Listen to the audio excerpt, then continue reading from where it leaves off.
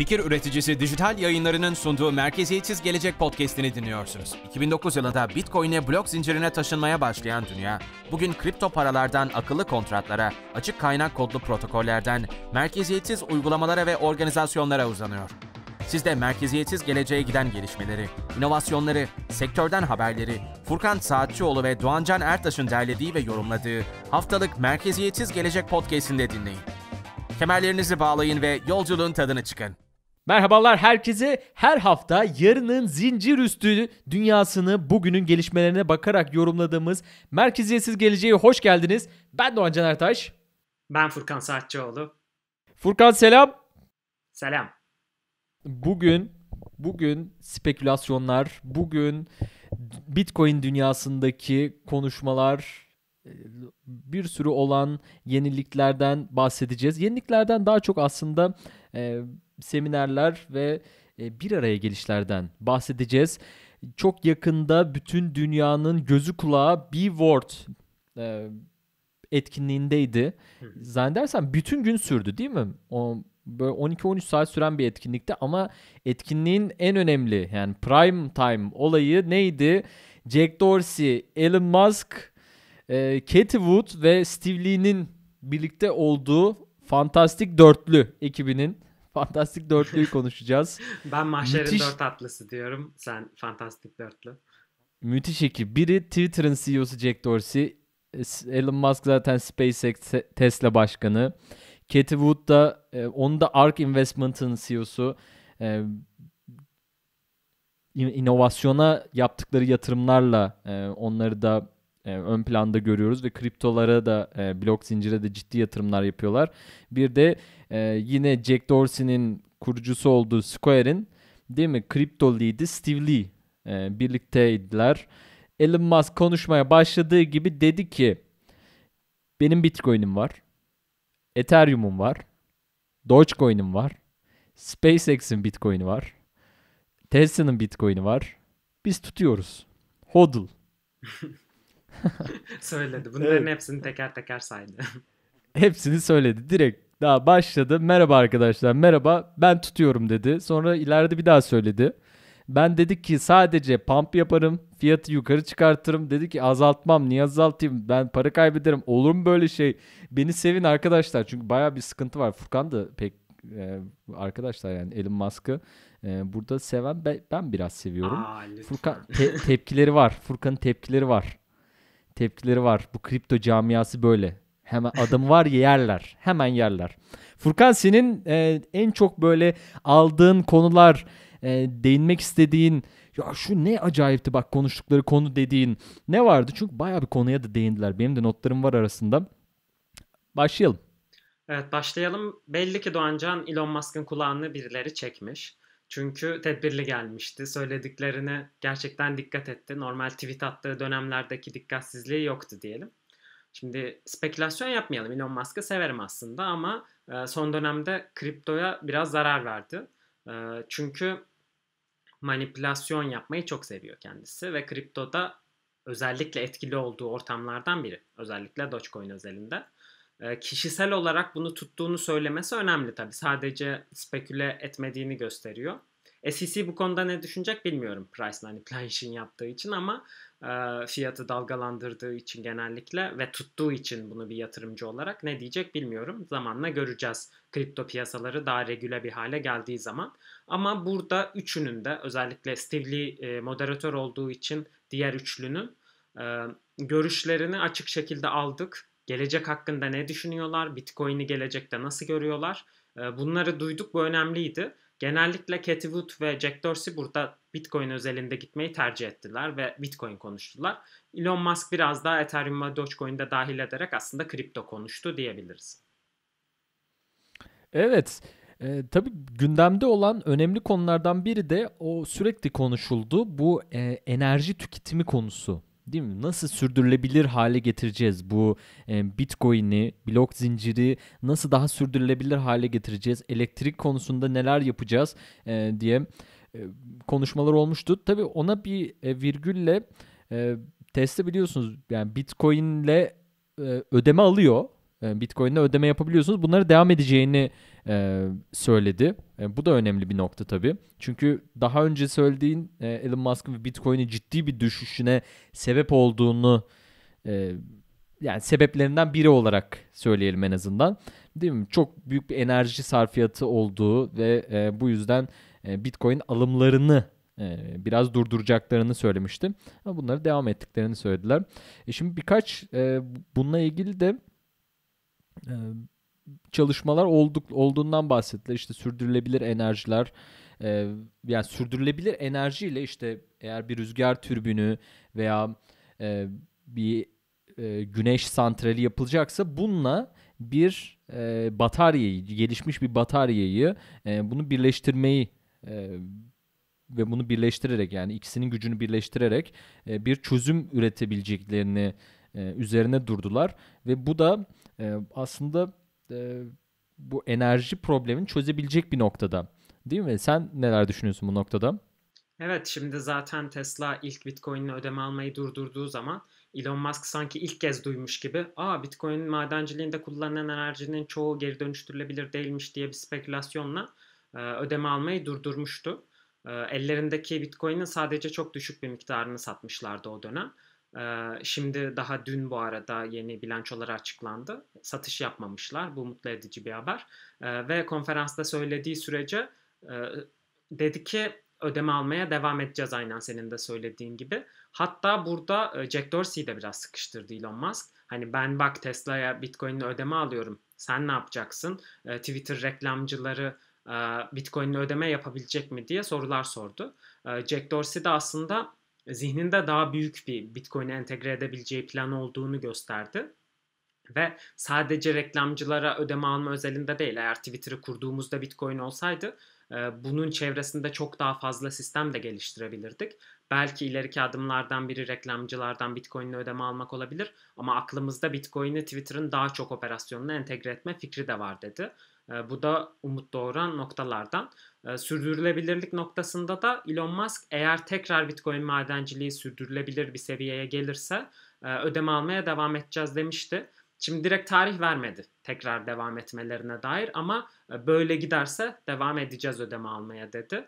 Böyle devam etmesi için de pek çok aktif çalışma yapılıyor. Daha önceki bölümlerde konuşmuştuk zaten. Çin'deki madencilerin operasyon kapatıp farklı ülkelere taşınmasıyla yeni yerleştikleri noktalarda daha geri dönüştürülebilir kaynaklara yönelmesi buna faydalı olacaktır. Aynı zamanda Kuzey Amerika Bitcoin madenciliği grubu kurdular.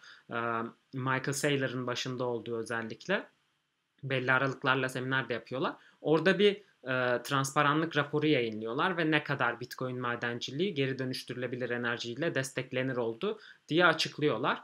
Burada çok olumlu sayılar görüyoruz. Özellikle Elon Musk'ın tavrındaki değişim ve Bitcoin'in daha geri dönüştürülebilir olduğunu kabul etmesi de biraz bu madencilik konseyi raporlarına dayanıyor.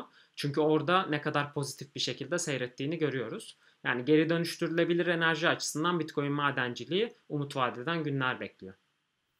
Evet.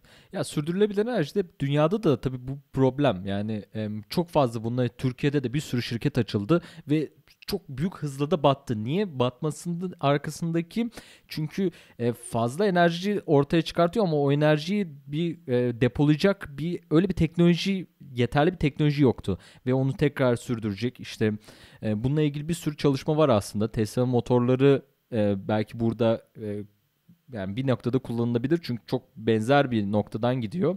Bir de tabii nükleer var. Nükleer enerjiden bahsetti Elon Musk ve bunun da aslında o kadar da çevreye de zararlı olmadığını ve yani çok kolaylıkla da bunu yapılabileceğini ve en büyük enerji üretiminin de oradan sağlanabileceğinden bahsetti. Yani bunların konuşulması çok güzel. Çünkü şimdi önünde birkaç tane sorun var. Bitcoin'in ve diğer kripto paraların bu sorunlardan en büyükleri hep baktığımız yine hala bu ücretlerin, komisyonların yüksek olması. Bunların da nedeni tabii ki bu elektrik üretimleri. İşte bu Bitcoin madenciliğinin hala pahalı durumda olması.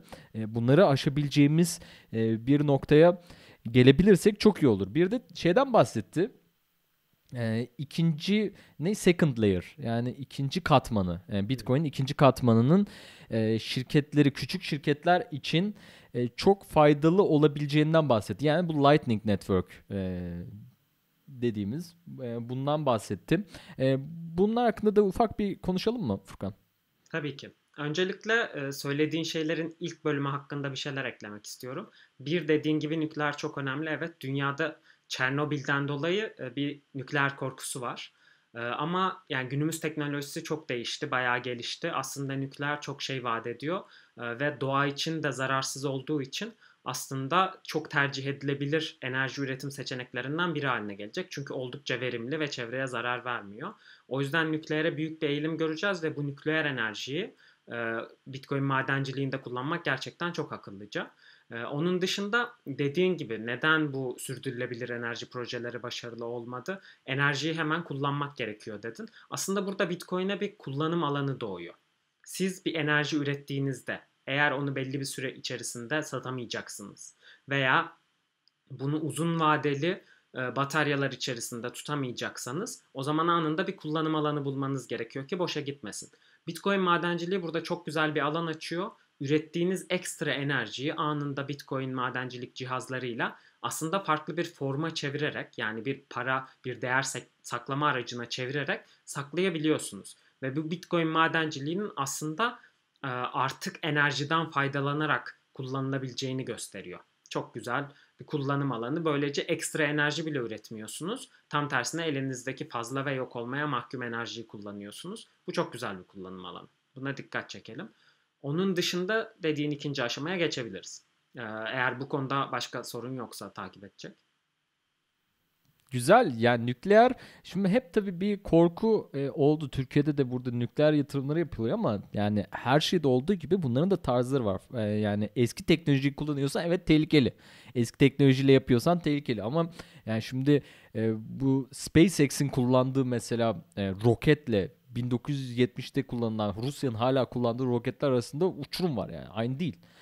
O teknoloji hala Rusya'nın teknolojisini kullanırsan biraz zorlanırsın işte gitmekte veya o teknoloji hala zararlı olabilir. Yeni teknolojileri kullanarak bunu yani orada bir ufak bir parantez oraya ekleyelim. Sonradan biz deşmesinler. Furkan Kesinlikle katılıyorum. nükleer destekliyorlar diye. Hayır, hayır. Nükleerin doğru şekilde yapılanını destekliyoruz. Çevreye faydalı olduğu için Türkiye'de yapıldığı haliyle güvenilir olmadığı fikrine yani tabii ki katılabiliriz belki belli bir noktaya kadar. Lightning Network dedik peki. Lightning Network'ten Elon Musk da bahsetti. Bu tam senin bak özel konun. Hadi bahset buradan biraz sen de. Elon Musk olsa ne derdin? Nasıl anlatırdın Lightning Network'ü Furkan? Şimdi Lightning Network dediğimiz şey aslında bir ölçeklendirme modeli. Bu ölçeklendirme modeline ikinci katman ölçeklendirme diyoruz. Yani daha önce 2017 döneminde blok boyutu savaşları oluşmuştu. Bitcoin Cash, Bitcoin Gold gibi bir sürü coin'in doğduğu. Buradaki düşünceler blok boyutlarını arttırarak daha çok işlem hacmi sığdırarak içerisine ölçeklendirebiliriz diyorlardı.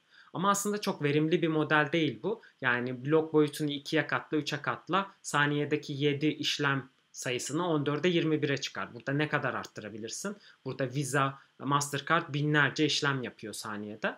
Burada Lightning imdadımıza yetişiyor. Çünkü ikinci bir katman oluşturuyor Bitcoin'in üzerine.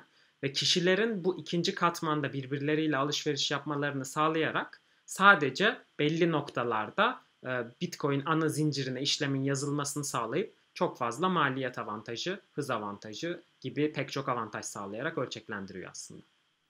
Harika. Burada tabii Bitcoin'in bir başka programda da onu gördüm.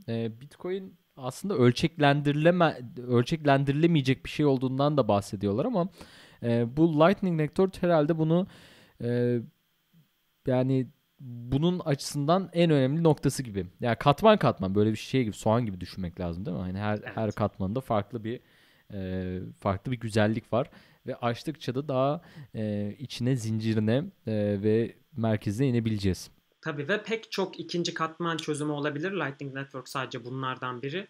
Blockstream'in özellikle kurumsal müşteriler için kullanım alanına sunduğu farklı ikinci katman çözümler de var. stabil coinler de ikinci katmanlar üzerinde hareket edebiliyor. Burada Lightning Network bir örnek ama ikinci katman gerçekten Bitcoin ölçeklenmesinin çözümü bence. Hı hı, hı hı. Güzel.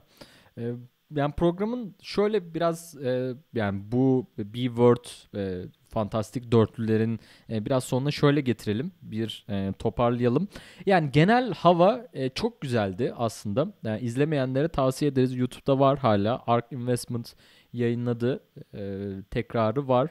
İzlemeyenler için güzel bir program diyebiliriz. Katie Wood şöyle diyor. O yine ARK Investment'ın CEO'su. E, Yani farklı konular çok güzel konuştu ama blok zincir ile yapay zekayı birleştirebilirsek ki birleştireceğiz. Farklı noktalarda hep bunun üzerine çalışıyoruz. Bu dünyayı şu an öngöremeyeceğimiz şekilde değiştirecek ve geliştireceğini söylüyor. Bu yani futurist bir yaklaşımda tabii. Yani çok güzel. Elon Musk işte tabii daha önce PayPal'ın da yani kurucularından biri olarak hep bu sanal paralar, dijital paralarla ilgiliydi ve genel olarak e, dünyadaki para düzeninin daha efektif bir şekilde çalışabilmesi üzerine e, üzerine umutlu olduğunu ve bu para ve bilgi teknolojilerini geliştirebileceğini söyledi. Jack Dorsey de dünya barışını getirebilir dedi. O gerçekten yani onda bir şey havasını da gördüm. Böyle Steve Jobs'ın Hindistan'a gitmiş bir havası da gördüm. Evet var. Baya sakalı böyle muhtemelen terlik vardı altında ayağında da. Muhtemelen. Öyle bir havası da vardı. Onlar tabii şey de yapıyorlar. Sadece bu zincir kısmında değil mi? Hardware yani ne demek? Donanım da yapıyorlar. Onları da yapıyorlar. Onun açısından da güzel tabii. Sen son olarak hani birkaç sözle söylemek ister misin? Belki bu Avrupa'daki sen de çünkü oradasın. Euro'nun işte bankaya verdiğin zaman eksi faiz olması Bitcoin'e buna bir çözüm gibi son onlardan veya senin istediğin konulardan da bahsedebiliriz. Evet, kısa kısa hepsinin bazı söylemlerine değineyim. Cathie Wood'u özellikle burada görmek önemli çünkü Bitcoin ekosisteminde ortaya çıkan fazla kadın figür yok bildiğimiz. Cathie Wood bunlardan biri oluyor şu anda ve çok güzel bir nokta bu. Özellikle ekosistemin daha fazla kadın aktör benimsemesi ve önemli rollerde bu kişilerin rol alması ekosistemin gelişimi için çok önemli. Ve çok mantıklı, çok güzel noktalara değinerek konuştu Cathie Wood. Bu anlamda da çok takdir ettim B-Word etkinliğinde. Jack Dorsey'nin dünya barışı mesajı tabii ki biraz manşet ifade ve çok uzağa koyduğu büyük vizyon. Yani bu gerçekleşebilir ama tabii ki doğrudan Bitcoin dünya barışını getirecek diye bir söyleme sadece çok dolaylı söyleyebiliriz. Katkıda bulunacağına şüphemiz yok finansal anlamda daha dağıtık ve özgürlükçü bir anlayış getireceği için. Ama daha çok yaptıkları somut aktivitelere odaklanmak bu aşamada daha doğru. Özellikle Jack Dorsey'nin Square'de yapmayı planladığı tamamen açık kaynak kodlu senin dediğin gibi donanım cüzdan projesi ve açık kaynak kodlu diğer Bitcoin ekosistemini geliştirmeye yönelik projeleri çok daha önemli takip edilmesi gerekiyor. Elon Musk biraz daha dediğin gibi manşet ifadelerde bulunduğu, hangi coinleri tuttuğunu söyleyerek tabii ki dikkat çekti. Teknik anlamda daha az katkıda bulundu. Bunu söyleyebiliriz bu organizasyona. Ama sonuçta insanlar merak ettiği için bu organizasyona çok fazla dikkat çekilmesini sağladı. Bu anlamda Musk'ın katkısı da önemli. Hocam yalnız Elon Musk'ı burada yedirmeyiz. Onu da söyleyelim. Herkes orada. Cathie Wood da Jack Dorsey de fikrine danıştı Elon Musk'ın. Dedi ki Bitcoin'in bu enerji problemini sen bu enerji içerisindesin. Solar City'in var. İşte Tesla'm var. Sürdürülebilir enerji işinde biz kime gideceğiz? Elon Musk'a gideceğiz. Kime gideceğiz diye. Sen bu işi nasıl çözerdin Elon Musk? Bize anlat dedi. O da anlattı adım adım. Bunu yapılabilir, bunu yapılabilir. Artı işte bu bataryalarla bununla birleştirilebilir. Bir de konuşulmuyor ama işte bu nükleer var diye söyledi. Yedirmeyiz teknik konuşmada. Tabii. Olur mu teknik Hayır. konuşmada? Şöyle kendisinden Olmadı. beklenen diyelim. Çünkü hem PayPal geçmişi var yani finansal anlamda bir geçmişi var. Aynı zamanda enerji şirketleriyle bir geçmişi var. çok çok çok daha fazla katkıda bulunabilirdi demek istedim. Yoksa kusura bakma Elon Musk'ına dokunduğumuz için Doğancan kardeşimiz. Yani burada eleştirimiz kendisinden beklentinin çok yüksek olmasından kaynaklı. Estağfurullah. Ya işte baskılar böyle. Doymaz. İnsanları tatmin edemezsiniz. Doymaz. Peki Elon Musk demişken hemen Jeff Bezos uzaya giden ilk değil mi? İlk milyarder. Aynen. İlk milyarder oldu. Aslında ondan önce Richard Branson gitti ama tam öyle bir şey var ya, bir çizgiyi tam geçmedi. 80 kilometreye çıktı Richard Branson. Aynen. 100 kilometre çizgisini Jeff Bezos geçti. Yani aslında Branson da diyebiliriz orada ama Jeff Bezos da onu yaptı. Ve son bir haberler vardı, işte Amazon Bitcoin'le ödeme alacak mı, almayacak mı? İşte bu AWS'te kendi bulut yazılımlarında yine blok zincir çalışmaları var. Bana aslında çok mantıklı geliyordu. Niye almasın? Sana da ama yani böyle bir haber bu yanlıştır ya, bu yalandır dedin. Son olarak birkaç cümleyle 1-2 dakika bundan konuşalım. Çünkü günümüzde de yine bir olay oldu. Amazon'da konuşmamız lazım. Evet. Ve bugünkü programımızı yavaş yavaş kapatalım. Tabii burada Amazon tabii ki Bitcoin'le ödeme kabul edebilir ve belli bir noktada edecektir. Çünkü zaten aktivitelerini takip ediyoruz. AWS'te blok zinciri altyapıları sağlama anlamında özellikle Hyperledger Fabric, bu kurumsalların coinsiz kullandığı özel blok zincirler ve Ethereum gibi blok zincirlere altyapı desteği veriyor.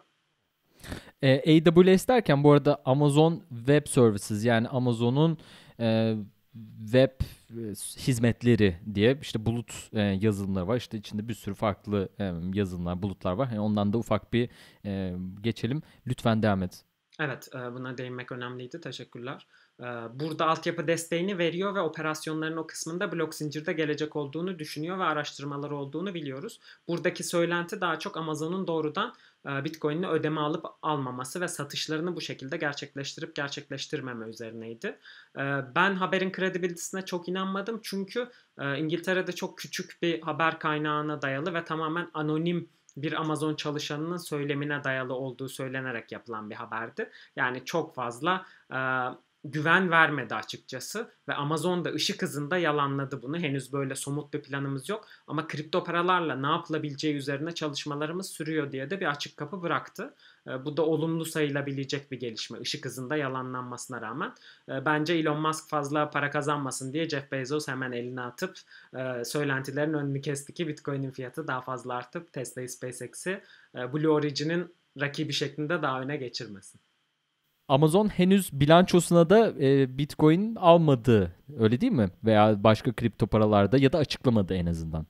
Son bilançosuna göre evet, henüz Amazon bilançosunda belli bir kripto para tutmuyor. Evet, bunu da söylemiş olalım. Peki Furkan, son olarak söylemek istediğin bir şeyler var mı sevgili dinleyicilerimize, programımızı kapatmadan önce? Evet, sevgili dinleyicilerimiz, bizi YouTube'da abone olmayı unutmayın. Artık el ele şu abone sayımızı 3 haneli sayılara taşıyalım. Ayrıca yorum yapın, etkileşime açığız. Bu konulardaki, hani burada bir sürü konu konuşuyoruz ve sizin katkılarınız da önemli. Yorumlarda buluşalım ve konuşalım bu konular üzerine. Daha fazla etkileşimi arttırırız böylece diye umuyorum. Kesinlikle. Fikirleriniz bizim için çok önemli. Yani yardımcı olabilirsek bu inanılmaz dünyanın geleceğini birlikte konuşarak nerelere gidebileceğini öngörebiliriz. Spekülasyonu çok sevmiyoruz desek de yaparız, severiz. Gıybet de olur arada, işte böyle milyonerler hakkında. Efendim, bizi takip etmeyi lütfen esirgemeyin, desteklerinizi de diyelim. Ve bugünkü programımızı bu şekilde kapatalım. Furkan, çok teşekkürler. Hollanda'ya selamlar. Hoşçakalın. Görüşmek üzere. Hoşçakalın. Fikir üreticisi Dijital Yayınları'nın sunduğu Merkeziyetsiz Gelecek podcast'ini dinlediniz. Bu bölümü beğendiyseniz lütfen Apple Podcast'te yorum yazıp podcast'i değerlendirin. Çünkü bu podcast'i her gün daha iyiye götürebilmek için değerli fikirlerinize ihtiyacımız var. Teşekkürler.